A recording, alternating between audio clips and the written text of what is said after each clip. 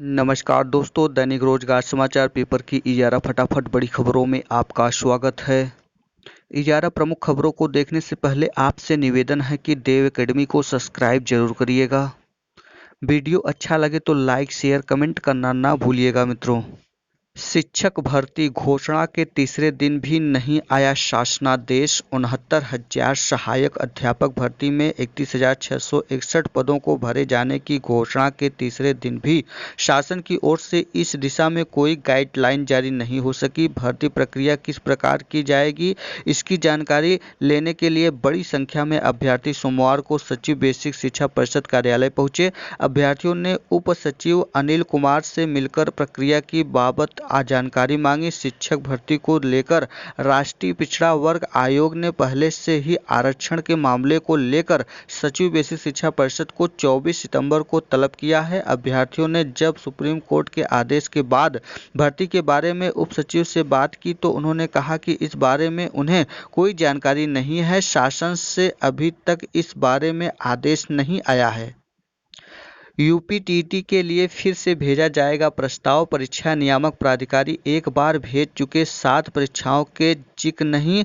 दिसंबर में परीक्षा कराने की तैयारी, कई बदलाव भी किए जाएंगे। प्राथमिक स्कूल में शिक्षक बनने की अर्हता परीक्षा यानी यूपीटीटी 2020 दिसंबर में कराने की तैयारी है।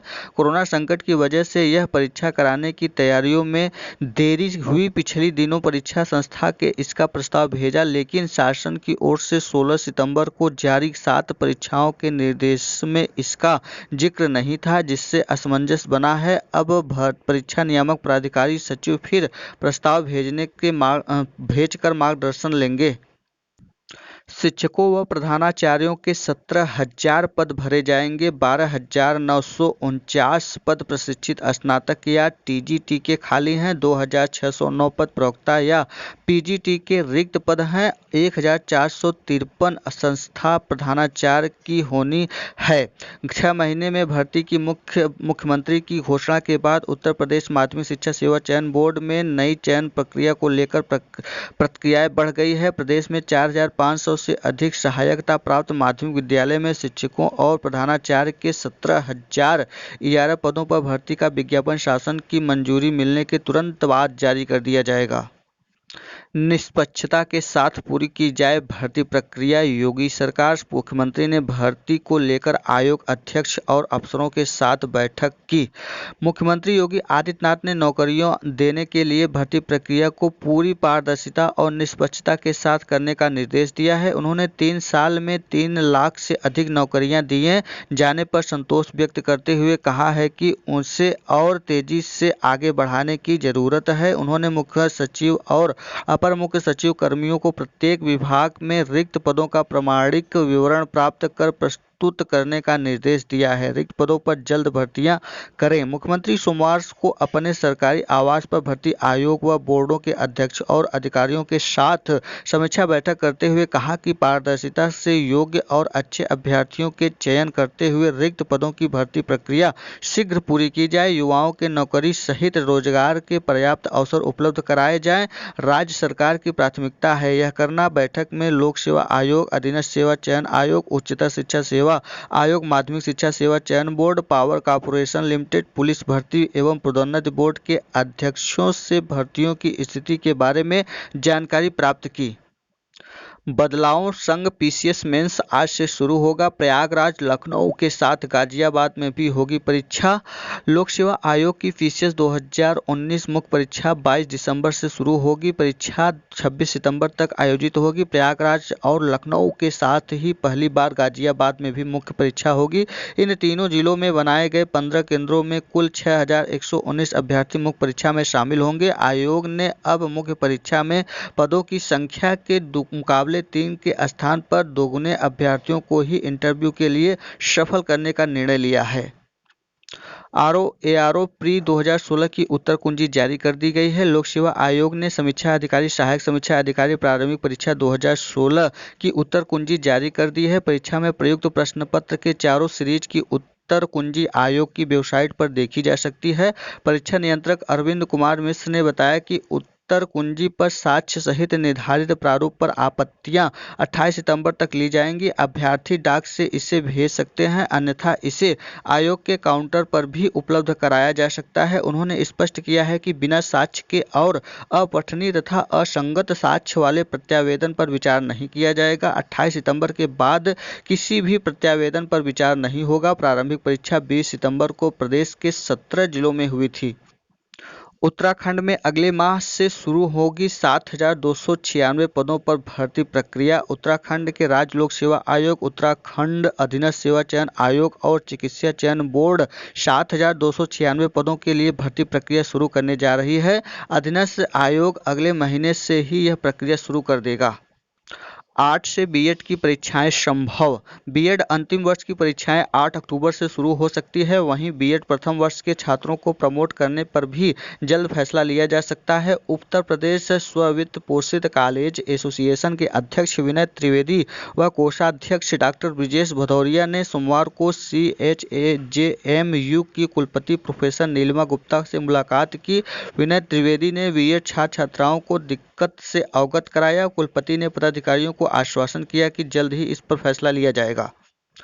पुनर्मूल्यांकन में सफल 184 की नियुक्तियां अधर में। एक और बेसिक शिक्षा विभाग 69,000 भर्ती लिखित परीक्षा उत्तीर्ण करने वालों को नियुक्ति दिलाने में तेजी दिखा रही है। वहीं 68,500 भर्ती की लिखित परीक्षा में पुनर्मूल्यांकन में सफल 184 अभ्यर्थियों की काउंसलिंग नहीं हो पा रही है। बेसिक शिक्षा परिषद ने पहले 23 अभ्यर्थियों का कार्यक्रम घोषित किया था, लेकिन कोरोना संक्रमण से रोक दिया गया। उसके बाद से सुधी नहीं ली जा रही है कि हाईकोर्ट के आदेश पर 68,500 शिक्षक भर्ती की उत्तर पुस्तिकाओं का पुनर्मूल्यांकन का परिणाम आ चुका है। भर्ती की करीब 22,000 सीटें खाली हैं और इसके सापेक्ष पुनर्मूल्यांकन में सफल अभ्यर्थियों की तादाद 184 ही है। पहले मात्र 23 अभ्यर्थी ही ऐसे थे जो सफल थे। उनकी अंतर जिला तबादले के साथ काउंसलिंग रोकी गई थी। अब तबादले को मंजूरी मिल गई है, लेकिन नियुक्ति पर अफसर मौन है। अभ्यर्थियों ने कहा कि जल्द प्रक्रिया न शुरू हुई तो वे 69,000 भर्ती के अभ्यर्थियों से जूनियर हो जाएंगे। ज्ञात हो कि मुख्यमंत्री ने 69,000 भर्ती के 31,661 अभ्यर्थियों को एक सप्ताह में नियुक्ति देने का आदेश दिया है। हाईकोर्ट के आदेश पर पहले 23 फिर 59 लोगों का ऑफलाइन परिणाम घोषित हुआ और अभी हाल ही में 102 लोगों का ऑनलाइन रिजल्ट घोषित हुआ है। अभ्यर्थियों का कहना है कि जल्द काउंसलिंग की तारीख घोषित न हुई तो अवमानना में कोर्ट जाएंगे। बैंकों की 18,000 नौकरियों के लिए 1.5 करोड़ कतार में। बैंकों में कम हो रहे पद, लेकिन बढ़ती जा रही है आवेदनों की संख्या। फर्जी शिक्षकों से वसूली करने वाला फर्जी शिक्षक भाई सहित गिरफ्तार। मानव संपदा पोर्टल का अधिकारी बनकर चला रहा था गिरोह। फर्जी जाति प्रमाण पत्र लगाने पर असिस्टेंट प्रोफेसर निलंबित। फर्जी जाति प्रमाण पत्र लगाने पर उच्च शिक्षा निदेशालय ने एक असिस्टेंट प्रोफेसर को निलंबित करके 3 माह में जवाब मांगा है। राजकीय महिला स्नातकोत्तर महाविद्यालय गाजीपुर में शिक्षा शास्त्र विभाग की असिस्टेंट प्रोफेसर पूजा सिंह ओबीसी थी, लेकिन उन्होंने एसटी के तहत गौड़ जाति का प्रमाण पत्र लगाया था। इसके पहले गलत जाति प्रमाण पत्र लगाने के आरोप में गौतम बुद्ध नगर स्थित मायावती राजकीय महाविद्यालय बादलपुर में कार्यरत एसोसिएशन प्रोफेसर डॉक्टर आभा सिंह को भी निलंबित किया जा चुका है। कई शिक्षकों के खिलाफ अभी जांच चल रही है। राज्य विश्वविद्यालय व डिग्री कॉलेज में असिस्टेंट प्रोफेसर की नियुक्ति की गड़बड़ी दूर करने के लिए शासन ने समस्त दस्तावेज की जाँच करके उन्हें ऑनलाइन करने का निर्देश दिया गया है। इसके तहत 30 जुलाई तक 11,412 शिक्षकों के दस्तावेजों की जांच शुरू हुई, जिसमें 27 असिस्टेंट प्रोफेसर के दस्तावेज संदिग्ध मिले। इसमें से 2 शिक्षकों को निलंबित कर दिया गया। उच्च शिक्षा निदेशक डॉक्टर वंदना वर्मा ने बताया कि जाति प्रमाण पत्र फर्जी मिलने पर पूजा सिंह को निलंबित करके ब्यौरा शासन को भेज दिया गया है। इसके अलावा कई शिक्षकों के खिलाफ जाँच चल रही है। चयन बोर्ड के रवैये पर कोर्ट ने जताई नाराजगी। न्याय की आश। कोर्ट ने सरकार को आदेश संशोधित करने का दिया समय। अशासकीय सहायता प्राप्त माध्यमिक विद्यालय में प्रधानाचार्य की भर्ती के लिए 2011 में हुए साक्षात्कार का परिणाम घोषित करने की मांग को लेकर इलाहाबाद हाई कोर्ट में याचिका दाखिल की गई। कोर्ट के चयन बोर्ड के रवैये पर नाराजगी व्यक्त की है। कहा कि हाई कोर्ट के खंडपीठ के 2014 में 21 जनवरी से 26 फरवरी तक हुए साक्षात्कार को विधि संपन्न माना है। इसके बाद भी उत्तर प्रदेश माध्यमिक शिक्षा सेवा चयन बोर्ड का 6 मार्च 2020 का आदेश कोर्ट की अवहेलना करने वाला है। कोर्ट ने राज्य सरकार व बोर्ड के आदेश संशोधित करने व समय दिया है। साथ ही चेतावनी दी है कि यदि नहीं किया गया तो वह अवमानना कार्रवाई की जाएगी। 15 अक्टूबर को जारी होगी बेसिक शिक्षकों की तबादला सूची। बेसिक शिक्षा परिषद में 54,120 सहायक अध्यापकों की अंतर जनपदीय तबादला सूची 15 अक्टूबर को जारी होगी। स्थानांतरित शिक्षकों को 26 अक्टूबर तक आवंटित स्कूल में कार्यभार ग्रहण करना होगा। मुख्यमंत्री योगी आदित्यनाथ ने मंजूरी मिलने के बाद विभाग की अपर मुख्य सचिव रेणुका कुमार ने सोमवार को तबादले का आगामी कार्यक्रम जारी कर दिया है। इसमें मुताबिक 24 से 28 सितंबर तक दावे एवं आपत्तियों का निस्तारण किया जाएगा। 29 से 30 सितंबर तक जिला स्तरीय समिति दावे एवं आपत्तियों पर निर्णय लेने के बाद जिला बेसिक शिक्षा अधिकारी की ओर से संबंधित शिक्षक को डाटा रिफ्रेश करने हुए ऑनलाइन संशोधन का अवसर दिया जाएगा। शिक्षक शिक्षिकाएं 1 से 3 अक्टूबर तक अपने आवेदन पत्र में आवश्यक संशोधन करेंगे। 4 से 5 अक्टूबर तक जिला बेसिक शिक्षा अधिकारी अंतिम रूप से प्राप्त आवेदनों को सत्यापित करते हुए ऑनलाइन लॉक करेंगे। एनआईसी की ओर से 11 से 12 अक्टूबर तक तकनीकी परीक्षण कर 15 अक्टूबर को ऑनलाइन तबादला सूची जारी की जाएगी। 302 चयनित शिक्षकों की नियुक्ति का पैनल जारी कर दिया गया है। अपर शिक्षा निदेशक ने 94 चयनित शिक्षकों का पैनल विवाद के चलते रोका। शिक्षा निदेशालय की ओर से उत्तर प्रदेश माध्यमिक शिक्षा सेवा चयन बोर्ड की ओर से टीजीटी 2013 के चयनितों के पैनल में शामिल 302 अभ्यर्थियों की नियुक्ति का आदेश जारी किया गया है। इसके अलावा पैनल में शामिल 399 अभ्यर्थियों की काउंसलिंग के बाद स्पष्ट रूप से 11 विषयों के लिए खाली 302 पदों के लिए संस्था का आवंटन कर दिया गया है।